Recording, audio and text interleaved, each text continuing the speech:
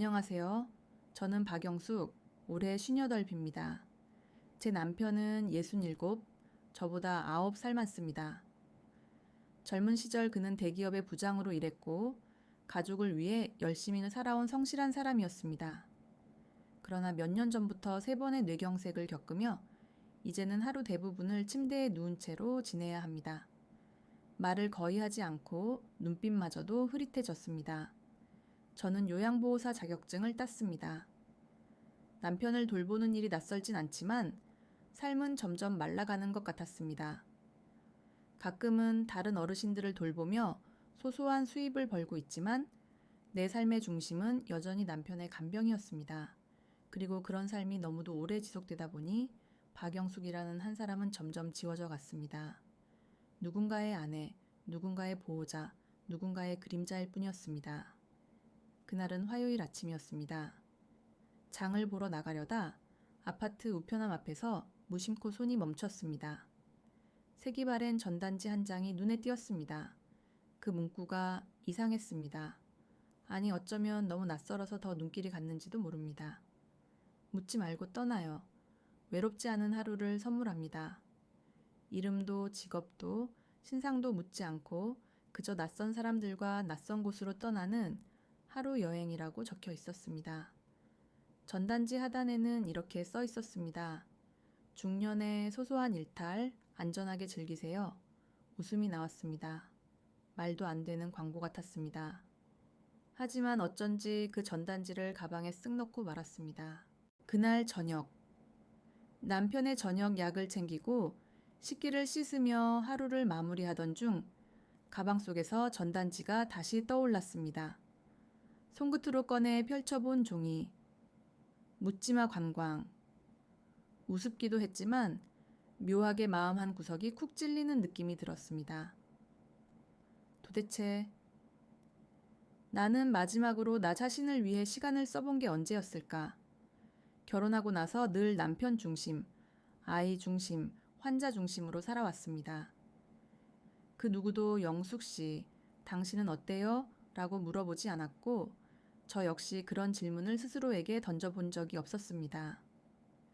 그날 밤 무슨 용기였는지 모르겠지만 저는 전단지에 적힌 번호로 전화를 걸었습니다. 네, 이번 주 토요일 프로그램 있습니다. 강원도 당일 코스고요. 아침 7시 출발, 밤 9시 도착 예정입니다. 예약 도와드릴까요? 잠시 망설였습니다. 하지만 다음 순간 제 입에서는 예상치 못한 대답이 흘러나왔습니다. 네, 예약할게요. 전화를 끊고 나자 심장이 쿵쾅거렸습니다. 28년 결혼 생활 동안 남편을 두고 혼자 여행을 간다는 건 단 한 번도 상상해 본 적 없는 일이었습니다. 하지만 이번엔 달랐습니다. 마침 그날은 아들이 아버지를 보러 온다고 했고 하루 정도는 나도 내 삶을 가질 수 있지 않을까 싶었습니다. 토요일 아침 저는 평소보다 이르게 일어났습니다. 남편의 식사와 약, 필요한 물건을 하루치로 준비해 놓고 아들에게도 다시 한번 꼭 오라고 당부의 전화를 걸었습니다. 그때 남편이 제 눈을 바라보며 말했습니다. 어디가? 그 물음에 저는 익숙한 표정을 지으며 대답했습니다. 요양보호사 보수교육이 있어요. 저녁엔 돌아올 거예요. 우리 아들도 곧 올 거고요. 거짓말이 이렇게도 쉽게 나오다니 오히려 그게 더 낯설고 슬펐습니다. 지하철을 타고 약속된 장소로 향했습니다. 도착해보니 저와 비슷한 또래의 남녀 50명 정도가 삼삼오오 모여 있었습니다.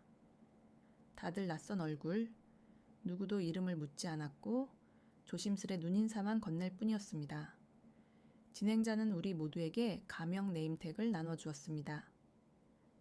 제 이름은 지영. 오래전 대학 시절 가장 친했던 친구의 이름이었습니다.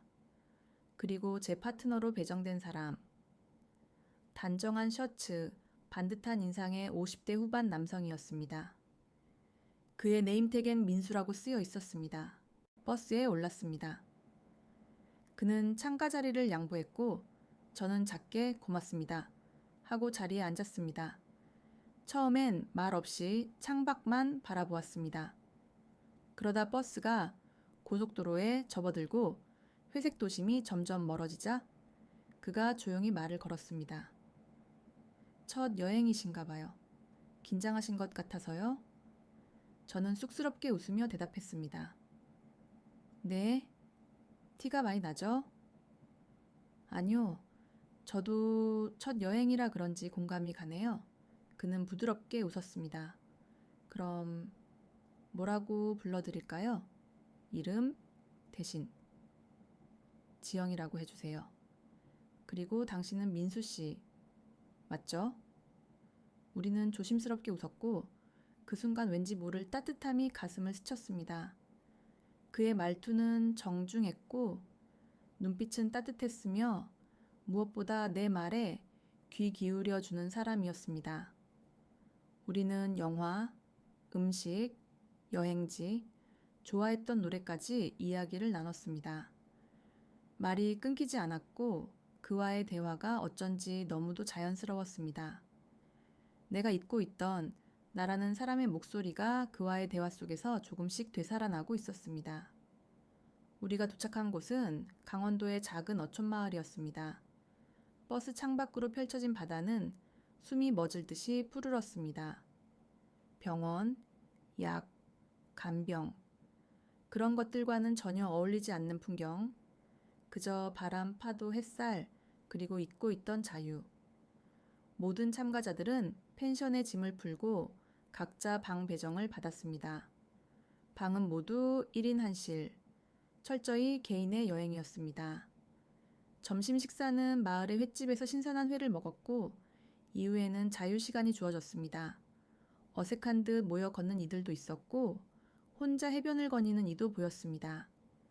그때 민수 씨가 조심스럽게 물었습니다. 혹시 등대까지 같이 걸어보실래요?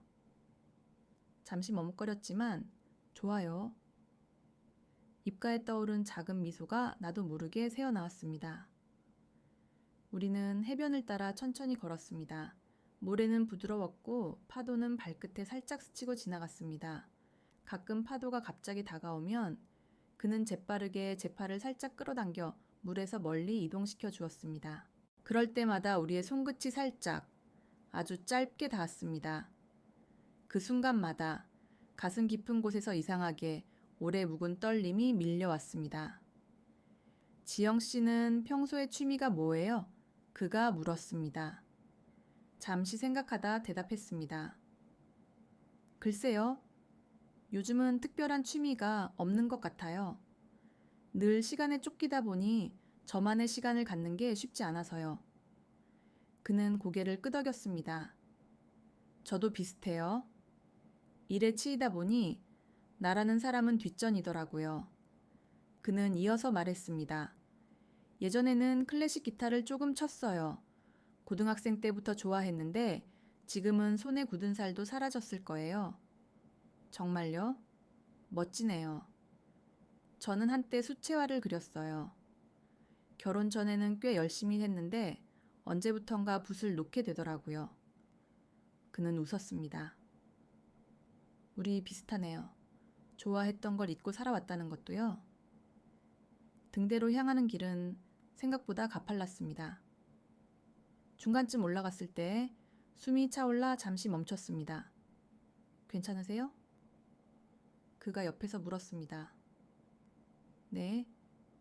여기서도 이렇게 아름다운데 등대에 올라가면 얼마나 더 멋질까 싶네요.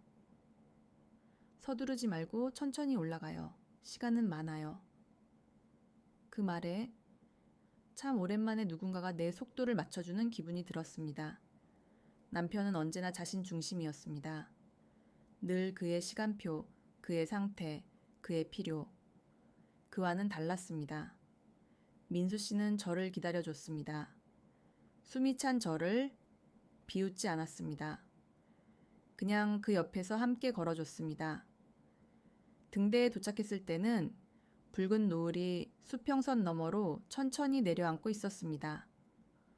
하늘은 금빛에서 주황, 보랏빛으로 물들고 바다는 그 색을 그대로 비추고 있었습니다. 지영씨, 저기 보세요. 그가 갈매기 떼를 가리켰습니다. 수평선 위로 날아가는 새들, 어딘가로 향하는 듯한 그 자유로운 날갯짓. 정말 자유롭게 보여요. 저도 모르게 말이 새어나왔습니다. 그는 고개를 끄덕이며 말했습니다. 자유롭다. 그런 감정 참 오랜만이에요. 우리는 등대 난간에 기대어 아무 말 없이 노을을 바라보았습니다. 머리카락이 바람에 흩날려도 그 순간은 모든 게 다 좋았습니다. 그렇게 낯선 사람과 함께 있는데도 이상하게도 너무 편안했습니다. 지영 씨와 있으면 참 이상하게 마음이 놓여요. 그가 조용히 말했습니다. 저도 그래요. 아무것도 모르는 사이니까 오히려 더 솔직해질 수 있는 걸까요? 그는 고개를 끄덕였습니다. 그럴지도 몰라요. 태양이 바다 아래로 완전히 사라질 무렵 우리는 등대에서 내려오기로 했습니다. 내려가는 길은 올라갈 때보다 쉬웠지만 어둠이 조금씩 깔리며 돌부리에 발이 걸려 중심을 잃을 뻔했습니다. 조심하세요. 그가 재빠르게 제 팔을 잡아주었습니다. 그 손길이 팔에 닿는 순간 몸이 찌릿하게 반응했습니다. 그도 놀랐는지 잠시 멈칫했습니다. 우리는 마주 보았습니다. 그의 눈동자는 어딘가 따뜻하고 조심스러운 빛이 있었습니다. 감사해요. 작게 속삭이듯 말했습니다. 그는 여전히 제 팔을 잡은 채 주변을 둘러보다 말했습니다. 저기 바위 보이시죠? 잠깐 앉았다 갈까요? 이 풍경. 그냥 지나치기엔 너무 아까워서요. 우리는 바위 위에 나란히 앉았습니다. 붉고 주황빛, 보랏빛이 섞인 하늘. 그 하늘이 그대로 바다에 스며들며 한 폭의 수채화처럼 눈앞에 펼쳐졌습니다. 이런 걸 함께 볼 수 있다는 게 참 고마운 일이네요. 그가 말했습니다. 그러게요. 저도 작게 대답했습니다. 그리고 그 순간 그는 조심스럽게 제 손을 잡았습니다. 거절하고 싶은 마음은 조금도 들지 않았습니다. 그저 그 따뜻함이 너무 고마웠습니다. 지영 씨. 그가 조용히 말했습니다. 오늘 이렇게 만난 건 우연일까요? 아니면 운명일까요? 글쎄요. 어쩌면 둘 다일지도 모르겠네요. 우연히 시작된 운명. 그의 눈빛이 깊어졌고 저도 모르게 몸이 그에게로 기울어졌습니다.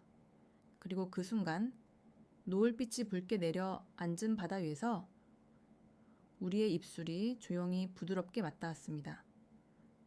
짧았지만 오래 기억될 그런 키스였습니다. 펜션으로 돌아왔을 때 다른 참가자들은 저녁 식사를 위해 바비큐장에 모여 있었습니다. 우리도 그들과 함께 섞였지만 어쩐지 마음 한구석에서는 둘만의 시간이 조금 더 이어졌으면 하는 생각이 들었습니다. 혹시 저녁 먹고 다시 바닷가 걸어보실래요? 제가 조심스럽게 제안했습니다. 민수 씨의 눈이 살짝 반짝였습니다. 저도 그러고 싶었어요. 저녁 식사를 마치고 대부분의 사람들은 노래방으로 향했습니다. 술과 웃음소리가 번지는 그 틈을 피해 우리는 조용히 다시 해변으로 나왔습니다. 바다는 어느새 어둠 속으로 완전히 들어가 있었고 별들이 하나둘 떠오르고 있었습니다. 모래 위를 천천히 걷다가 그가 조용히 입을 열었습니다. 지영 씨, 네? 오늘 이렇게 만나게 돼서 정말 감사해요. 이런 하루가 나한텐 너무 소중하거든요. 그 진심 어린 목소리에 제 마음도 부드럽게 흔들렸습니다. 저도요. 그는 잠시 침묵하다가 말을 이었습니다. 저 지금 혼자예요. 아내는 3년 전 교통사고로 먼저 떠났어요. 순간 마음이 철렁했습니다. 죄송해요. 그건 몰랐어요. 괜찮아요. 처음에는 정말 아무것도 하기 싫었어요. 하루하루가 너무 길었고 집에 가면 조용한 그 벽들이 내 마음을 죄는 것 같았어요. 그는 말끝을 떨며 고개를 떨궜습니다. 그래서 이 여행을 신청했나 봐요. 누군가와 잠시라도 함께 있고 싶어서. 저는 그의 손을 꼭 잡아주었습니다. 그의 외로움이 어쩌면 내 것보다 더 깊을지도 모른다는 생각이 들었습니다. 저도 오늘 하루만큼은 아내도 간병인도 아닌 그냥 박영숙으로 있고 싶었어요. 그는 제 말을 듣고 아무 말 없이 제 얼굴을 바라봤습니다. 그 시선은 따뜻했고 조심스러웠고 무언가를 간절히 품고 있었습니다. 그리고 그는 내 볼에 손을 올려 부드럽게 쓰다듬었습니다. 그럼 오늘 하루만큼은 우리 둘 다 그 누구도 아닌 그냥 나 자신으로 있어요. 같이? 그 말에 가슴이 뛰었습니다. 그리고 우리는 다시 조심스럽게 입을 맞췄습니다. 이번엔 더 깊고 더 뜨거운 감정이 스며들었습니다. 그의 팔이 제 허리를 감싸 안았고 저는 그의 어깨에 조용히 손을 얹었습니다. 심장이 빠르게 뛰고 숨결이 가까워졌고 그의 천이 내 몸 안으로 스며드는 느낌. 오랜만에 느끼는 여성으로서의 떨림이었습니다. 내 방으로 가실라예요? 그가 낮은 목소리로 물었습니다. 평소에 나였다면 절대 상상도 못했을 제안. 하지만 그 순간 머릿속엔 아무런 계산도 죄책감도 없었습니다. 그저 이 사람과 함께 있고 싶다는 마음뿐이었습니다. 고개를 천천히 끄덕였습니다. 펜션 안으로 들어왔고 우리는 다른 사람들의 시선을 피해 조심스럽게 그의 방으로 향했습니다. 문이 닫히자마자 우리는 다시 서로의 품에 안겼습니다. 옷이 하나둘 벗겨지고 침대 위에 누웠습니다. 그의 손길은 조심스러웠고 따뜻했고 내 몸에 굳어있던 감각들이 하나둘씩 깨어났습니다. 당신은 정말 아름다워요. 그가 제 귀에 속삭였습니다. 그 한마디에 눈물이 핑 돌았습니다. 누군가가 저를 여자로 봐준 게 얼마만인지 모르겠기에. 그날 밤 우리는 단순한 육체의 관계를 넘어 서로의 외로움과 상처를 고요히 어루만졌습니다. 말없이 껴안고 손끝으로 서로의 천을 확인하고 숨결로 위로를 나누었습니다. 그의 가슴에 얼굴을 묻은 차에 속삭였습니다. 그분이 박영숙이에요. 그게 제 진짜 이름이에요. 그는 제 머리카락을 쓰다듬으며 부드럽게 웃었습니다. 최종석입니다. 만나서 반가워요. 영숙 씨. 그 순간 우리는 더 이상 가명 속의 숨은 타인이 아니었습니다. 지영과 민수가 아닌 영숙과 종석으로 우리는 밤새 많은 이야기를 나누었습니다. 삶에 대한 이야기, 젊은 날의 꿈, 후회, 기억, 기쁨, 그리고 상처들. 그는 여전히 절대적인 정보를 피했지만 그의 눈빛과 말투만으로도 나는 그 사람의 깊은 속을 조금씩 엿볼 수 있었습니다. 새벽녘. 문득 눈을 떴을 때 종석 씨는 창가에 앉아 일출을 바라보고 있었습니다. 조용히 침대에서 일어나 그에게 다가가 함께 창밖을 바라보았습니다. 바다는 잔잔했고 수평선 너머로 붉은 태양이 천천히 올라오고 있었습니다. 새로운 하루의 시작이네요. 제가 말했습니다. 그는 고개를 끄덕이며 조용히 말했습니다. 그리고 우리의 이별도요. 가슴 한쪽이 아릿했습니다. 하지만 부정할 수 없었습니다. 이 관계는 처음부터 하룻밤의 인연이었으니까요. 후회는 없어요. 그가 물었습니다. 잠시 생각하다 대답했습니다. 아니요. 오히려 고마워요. 오랜만에 나로 살 수 있었거든요. 그는 미소 지었습니다. 그날 이후 나는 다시 나의 일상으로 돌아왔습니다.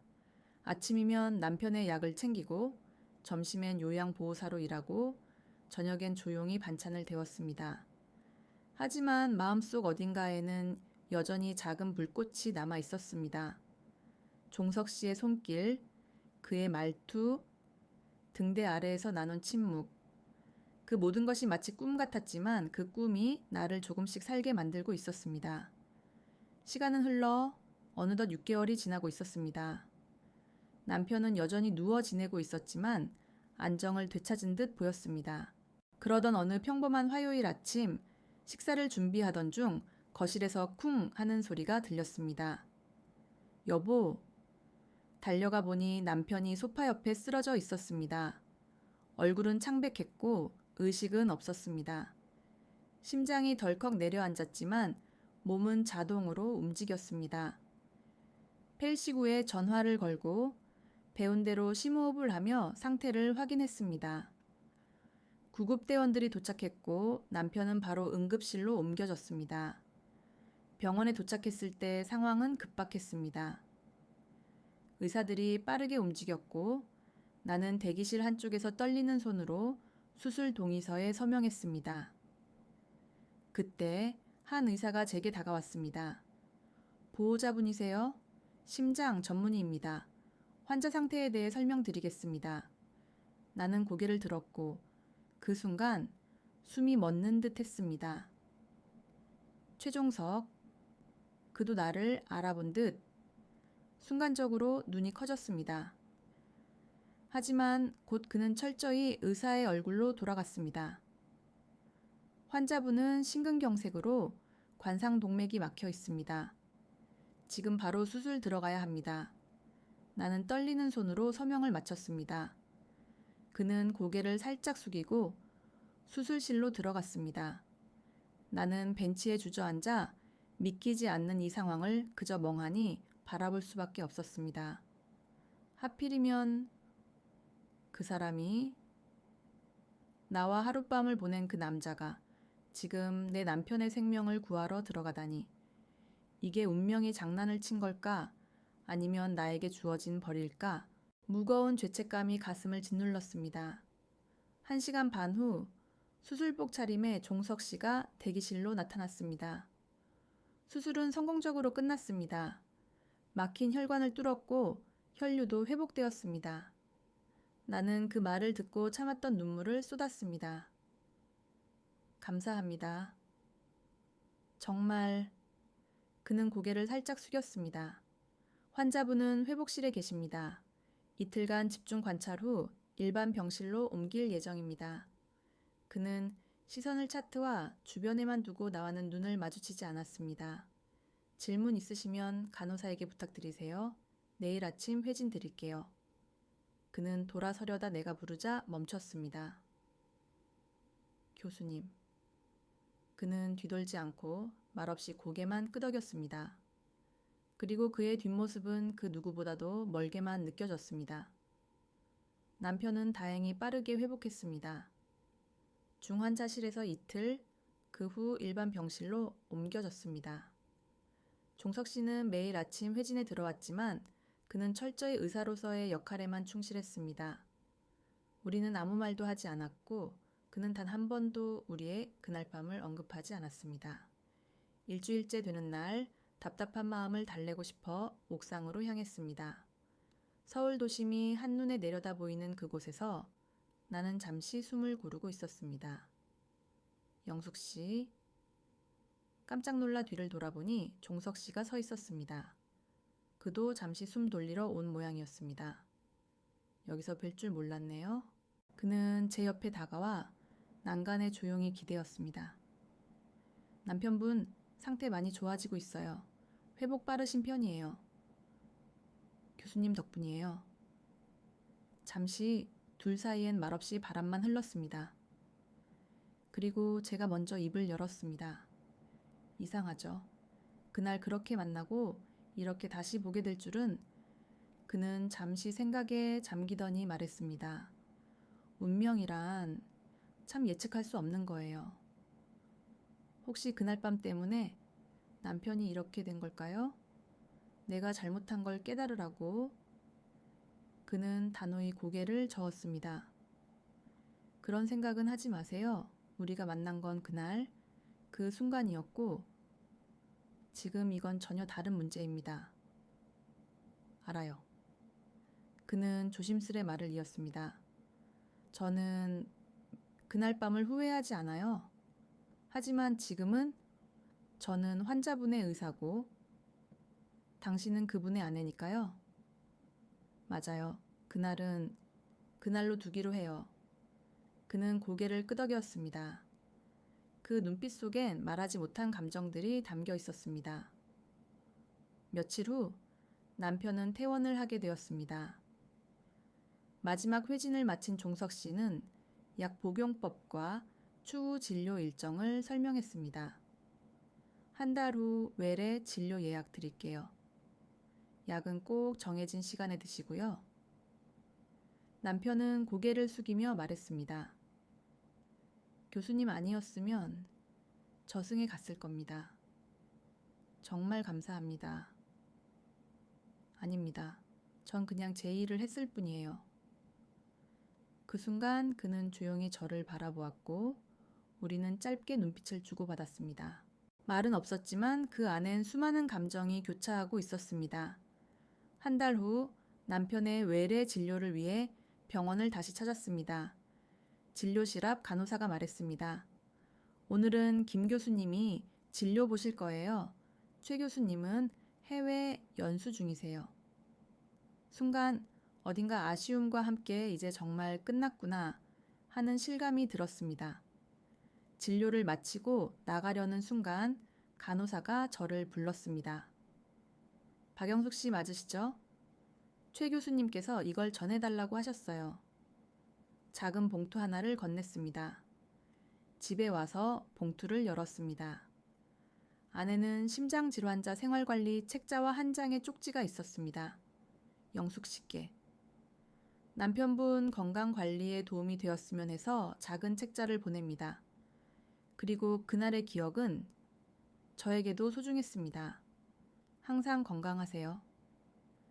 최종석 쪽지 아래에는 작은 추신이 적혀 있었습니다. 묻지 않아야 했던 여행도 때론 평생의 인연을 만들어줍니다. 책 속에는 작은 책갈피가 하나 끼워져 있었습니다. 그 안엔 우리가 함께 갔던 해변 사진이 담겨 있었습니다. 노을이 바다에 물들고 갈매기가 날아가던 그 순간 그가 몰래 찍었던 사진인 듯 했습니다. 그 사진을 바라보며 저는 조용히 깨달았습니다. 우리의 만남은 짧았지만 그 인연은 남편의 생명을 구했고 내게도 작은 위로가 되었다는 걸. 어쩌면 인생은 정말 목적지도 없이 떠나는 묻지마 여행 같은 것인지도 모릅니다. 어디로 갈지 모르지만 그 길에서 만나는 사람과 기억들이 우리를 상상치 못한 곳으로 데려다 줍니다. 그리고 그 모든 순간은 결국 서로의 삶을 아름답게 엮어주는 실이 됩니다.